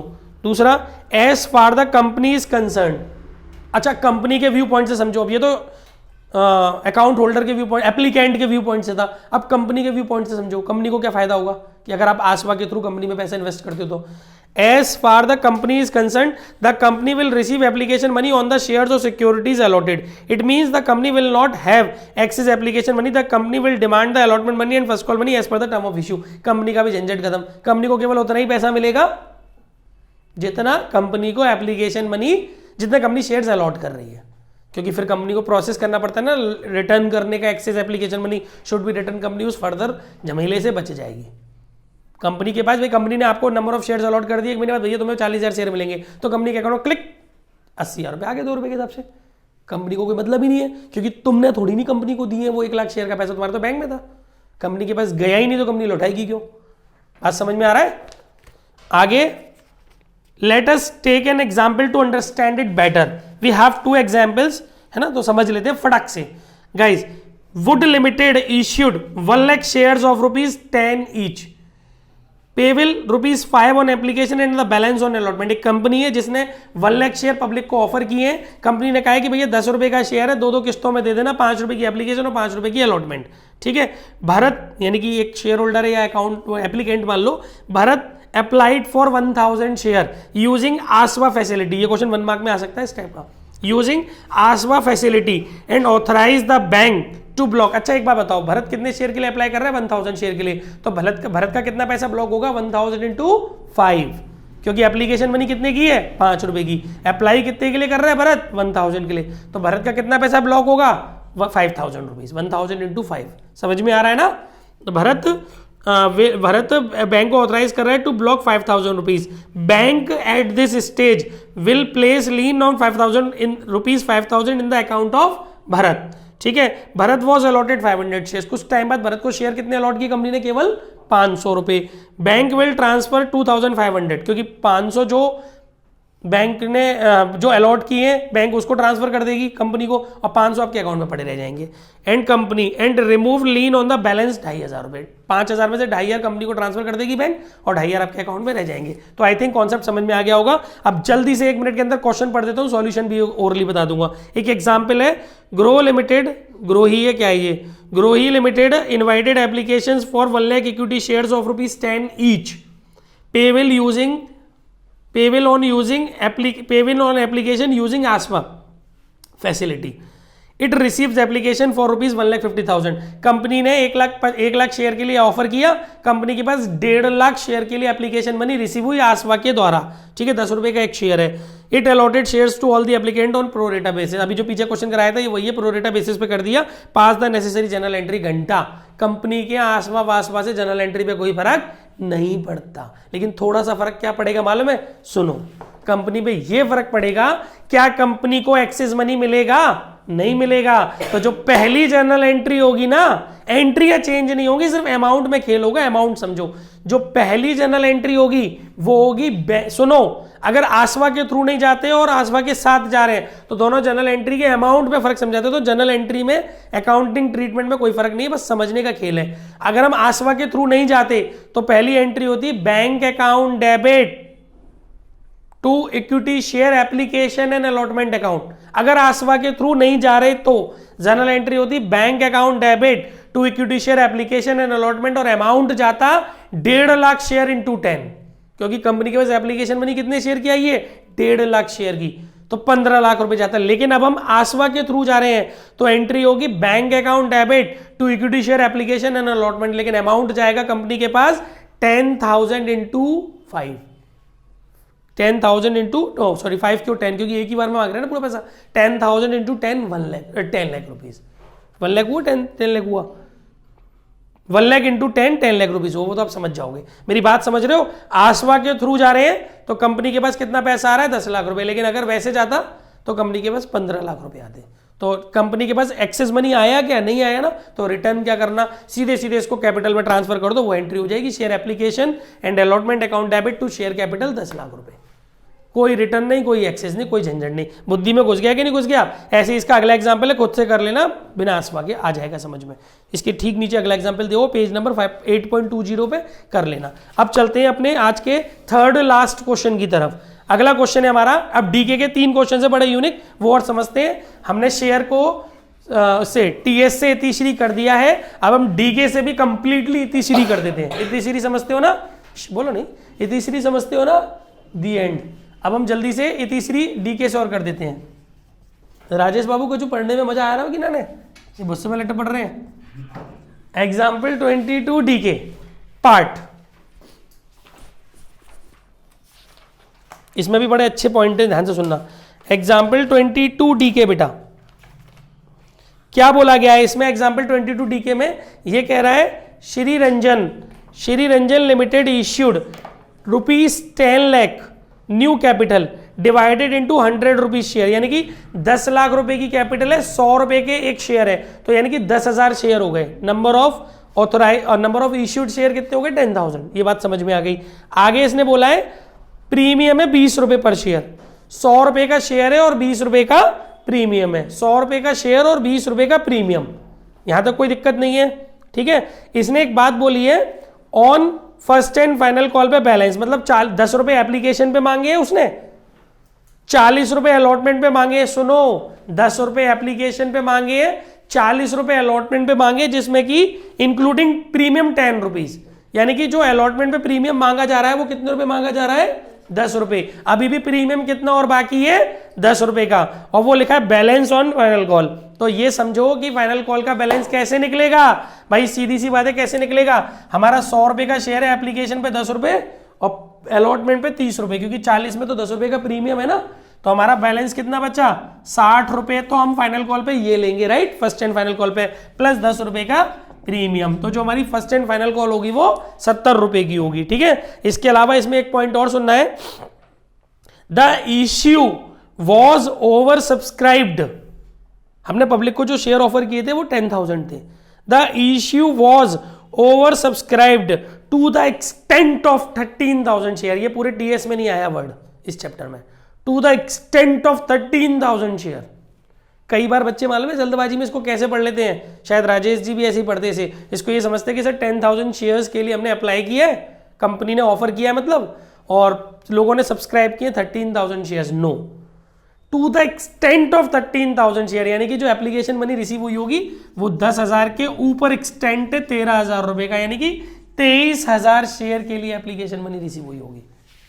उसका सेंस समझना, नहीं तो खेल हो जाएगा, तुम तो खुश हो रहे होंगे, 1 मार्क उड़ जाएगा, या 4 मार्क्स, 3 मार्क्स, 6 मार्क्स, जहां भी होगा। समझ में आ गया कि नहीं आ गया? टू द एक्सटेंट ऑफ 13,000, तो जो एप्लीकेशन मनी रिसीव की जो एंट्री होगी वो 13,000 से नहीं होगी, 23,000 से होगी, ठीक है ना। तो ये था इस क्वेश्चन में, और बस इस क्वेश्चन में इतना ही था। अब चलते हैं अपने अगले क्वेश्चन की तरफ। हर संभव प्रयास है कि सब कुछ समक्ष रख दिया जाए आपके, अब पढ़े नहीं बच्चे तो टीचर का गले मत जाए। इसके बाद एग्जाम्पल 12 डीके, भाई इससे ज्यादा बेस्ट तो मैं भी नहीं दे सकता, मत पढ़ो, मैं क्या करूं। Example 12 DK part, example 12 DK में क्या है बेटा, ध्यान से सुनो, सेकंड लास्ट क्वेश्चन है आज का ये और इस चैप्टर का भी। एग्जाम्पल 12 डीके में क्या है बेटा, देखो वैसे तो मैं ये चीज आपको ओरली बता चुका हूं, फिर भी चाहो तो प्रैक्टिस के लिए फिर मैं समझा दे रहा हूं कि जैसे ये वही कंसीडरेशन वाला क्वेश्चन है, ठीक है। तो इसमें आपको असेट्स की बुक वैल्यू भी दी हुई है और एग्रीड वैल्यू भी दी हुई है, तो आप बड़े आराम से समझ रहे हो कि जैसे बिल्डिंग आप देख रहे होंगे बुक वैल्यू 10 लाख है और एग्रीड वैल्यू 16 लाख है, तो जब आप जनरल एंट्री करोगे तो एग्रीड वैल्यू लोगे 16 लाख की, ना कि बुक वैल्यू लोगे, ठीक है। इस तरीके से आप अपनी असेट्स डेबिट कर देना और लायबिलिटीज क्रेडिट कर देना, और जब आप असेट्स डेबिट कर रहे होंगे ना, वहां पर आपको एक गौर से देखो, आपको क्वेश्चन में सन्ड्री डेटर लिखा हुआ है, सन्ड्री डेटर की बुक वैल्यू तो दी है बेटा 3 लाख, लेकिन जब उसकी एग्रीड वैल्यू लिखी है ना तो वहां लिखा है सब्जेक्ट टू प्रोविजन, ध्यान से सुनना, subject to provision for doubtful डेब्ट एट द रेट 5%। तो इसका मतलब ये है कि जब आप अपनी असेट्स डेबिट करोगे तो डेटर तो डेबिट करना 3 लाख का, लेकिन साथ के साथ लायबिलिटीज के रूप में पीवीडी को क्रेडिट कर देना 3 लाख का 5% 15,000। बहुत यूनिक पॉइंट है ये, डेटर डेबिट करना, ये गलती मत करना। आप सोचो कि सर हम एक काम करें 3 लाख में से 5% की पीवीडी घटा के जो बचेगा वो डाल दें, नहीं, क्योंकि यहाँ पे आपको मेंशन करके दिखानी पड़ती है अपनी जनरल एंट्री में, जो असेट्स है वो डेबिट करके दिखानी होती है, जो लायबिलिटीज है वो क्रेडिट करके दिखानी होती है। तो डेटर दिखाएंगे आप 3 लाख रुपए के debit, as well as PVD credit में दिखाएंगे लायबिलिटी के रूप में 15,000 रुपए की। समझ में आया? अच्छी बात थी ये। बाकी तो और इस क्वेश्चन में ऐसा कुछ भी नहीं है जिसे हमें डिस्कस करना चाहिए। अब चलते हैं अपने आज के आखिरी क्वेश्चन की तरफ। बच्चों के चेहरे पे मंद मंद मुस्कान से तीव्र मुस्कान में बदल गया है बच्चों का चेहरा, क्योंकि ऑलरेडी बच्चे 4.5 घंटे से गुरुवर कुटीर इंस्टीट्यूट में मौजूद है। लास्ट क्वेश्चन है एग्जाम्पल 5 DK पार्ट।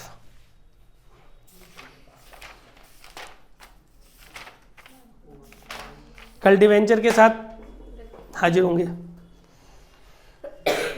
देखिए एग्जाम्पल 5 में एक वर्ड बोला गया है, बाकी पूरा क्वेश्चन बहुत इजी है। एक वर्ड बोला गया है लास्ट में कि 4000, मतलब इसने एक लास्ट में वर्ड बोला है कि share issue expenses to amounted rupees 20,000, मतलब कंपनी के जो शेयर इश्यू एक्सपेंसेस हुए वो 20,000 रुपए के हुए हैं। फिर इसके बाद बोला है 4000 fully paid shares were also issued to promoters for their services. हमने प्रमोटर्स को उनकी सर्विसेज के लिए शेयर्स भी दिए हैं, ठीक है। तो देखो इसका जब सॉल्यूशन आप करोगे तो एक चीज़ और रह गई थी वहाँ पर पीछे वाले क्वेश्चन में, जो आपको अब यहाँ समझनी है कि आप शेयर इश्यू एक्सपेंसेस की जनरल एंट्री तो जानते हो, share issue expenses account debit to bank 20,000। फिर प्रमोटर्स को जो शेयर देते हैं उसकी भी एंट्री आप जानते हो, 2 एंट्री कर लो चाहे 1 एंट्री कर लो। 2 एंट्री करते हो तो क्या एंट्री होती है, इनकॉर्पोरेशन प्रमोटर को देते हो तो इनकॉर्पोरेशन एक्सपेंसेस बताया था मैंने, या preliminary expenses, incorporation expenses account debit to promoter, और दूसरी entry promoter debit to share capital, क्योंकि उनको आप शेयर्स दे रहे हो 40,000, 4,000 इंटू 10। फिर इसके बाद इनको राइट ऑफ फॉर करना पड़ेगा। इस क्वेश्चन के अंदर प्रीमियम नहीं है, तो जब आपका प्रीमियम नहीं हो तो राइट ऑफ कैसे करते हो आप, इश्यू एक्सपेंस उसे स्टेटमेंट ऑफ पीएनएल। तो जब आप राइट ऑफ करोगे ना तो ये वाली चीज भी राइट ऑफ करनी पड़ेगी। इनकॉर्पोरेशन एक्सपेंसेस जो है ना ये भी आपके राइट ऑफ होंगे। तो एंट्री क्या होगी, surplus in statement of PNL account debit, या स्टेटमेंट ऑफ पीएनएल अकाउंट मत लगाना, अकाउंट वर्ड नहीं लगता, ये अकाउंट नहीं होता। Statement of PNL debit to share issue expenses और टू इनकॉर्पोरेशन एक्सपेंसेस। ये भी बात आपको पता होनी चाहिए। आपको पता होना चाहिए सबसे पहले ये सिक्योरिटी प्रीमियम में से होते, नहीं होता है तो फिर आप पीएनएल लेते हैं, ठीक है। बस इतना ही था आज के लिए। इसी के साथ हम अपनी वीडियो को विराम देते हैं। Thank you very much guys हमें सुनने के लिए।